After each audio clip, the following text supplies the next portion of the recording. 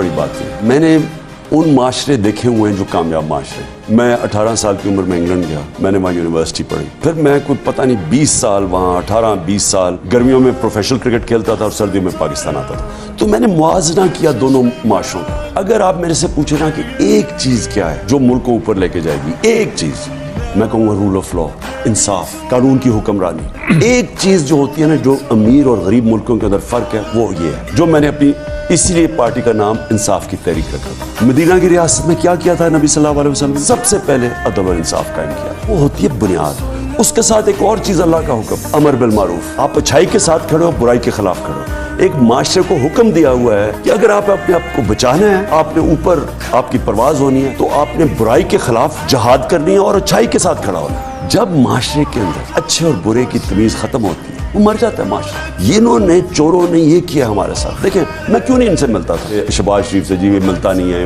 बड़ा तकब्बर है। अगर मैं इनको मिलता हूँ, मैं लेजिटिमाइज कर देता हूँ, इसका मतलब चोरी और करप्शन में कोई बुरी चीज ही नहीं है। आप सारा वक्त कहते हैं जी हम सियासी हैं। आप इंग्लैंड में भी तो सियासी हैं। आप ये चोरी, इससे क्या, ये तो अरबों रुपए की चोरी है ना, तो इसका सिर्फ जो पकड़ी गई सामने आई 16 अरब का केस है ना FIA के अंदर, जो माफ करवा रहे हैं। 8 अरब रुपया का TT का केस, वो नैब में पड़ा है, वो माफ हो जाएगा। इनके सारे जो टोटल केसेस है 1100 अरब रुपया, $5 बिलियन इस मुल्क का, ये माफ करवाएंगे आप, ये कानून पास करें। देखिए, माशरे को अगर आपने तबाह करना है, आप उसके अंदर से इंसाफ खत्म करें। आप माशरे के अंदर ताकतवर चोरों को ना पकड़ें और गरीबों को, चोरों को पकड़े, माशरा तबाह हो जाता है, जो हमारे नबी सल्लल्लाहु अलैहि वसल्लम ने कहा। ठीक है, जो आप बात करें ना कि मैं कामयाब क्यों नहीं, कामयाब इसलिए नहीं हुआ कि यहाँ जो ताकतवर थे, उनकी जड़ें इतनी ज्यादा, ताकतवर डाकू जो मैं कह रहा हूँ, जो ताकतवर मुजरिम थे इस मुल्क के, उनकी जड़ें इतनी नीचे थी कि वो जो मेरी जान थी, मैं क्यों पहले दिन से कहता था मैं एनआरओ नहीं दूंगा। मतलब ये था कि ये करते क्या है कि ये ताकतवर आके इकट्ठे हो जाते हैं। मैंने प्रेडिक्ट किया, मैंने आज से 11 साल पहले प्रेडिक्ट किया कि जब मैं आऊंगा ये दोनों इकट्ठे हो जाए, क्योंकि दोनों करप्ट है। इनका इंटरेस्ट ये है कि इनकी पैसा बचे। अब